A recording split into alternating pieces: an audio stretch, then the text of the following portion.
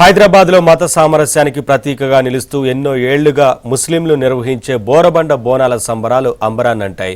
ఈ కార్యక్రమానికి హాజరైన శాసనసభ స్పీకర్ గడ్డం ప్రసాద్ కుమార్ అమ్మవారికి పట్టు వస్త్రాలను సమర్పించారు। బోరబండ పోచమ్మ తల్లి అమ్మవారికి మాజీ డిప్యూటీ మేయర్ బాబా ఫసీయుద్దీన్ గంగా జమున తజీబ్ను ప్రదర్శిస్తూ బోనాలు నిర్వహించడం మత సామరస్యానికి ప్రతీక అని స్పీకర్ గడ్డం ప్రసాద్ అన్నారు।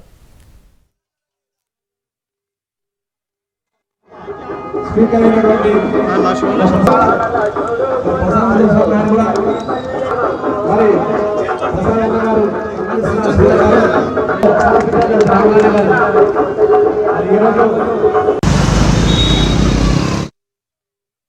బోనాల సందర్భంగా ఈరోజు అమ్మవారి దర్శనం కోసము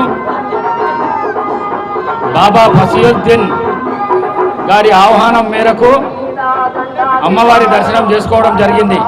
అమ్మవారిని కోరినది ఏంటంటే గత 10 సంవత్సరాలు తెలంగాణ ఆగమైపోయిన సంగతి అందరికీ తెలుసు।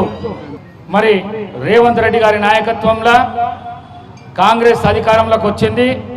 ఇందిరమ్మ పాలన రావాలి, రేవంత్ రెడ్డి నాయకత్వంలో ఈ రాష్ట్రం అభివృద్ధి చెందాలి, సకాలంలో వర్షాలు పడాలి, రైతులు సుభిక్షంగా ఉండాలి, పేద ప్రజలందరూ సుభిక్షంగా ఉండాలి అనే ఉద్దేశం అమ్మవారి ముంగల పెట్టడం అయినది। తప్పకుండా అమ్మవారు మన కోరికలను తీరుస్తుందని చెప్పేసి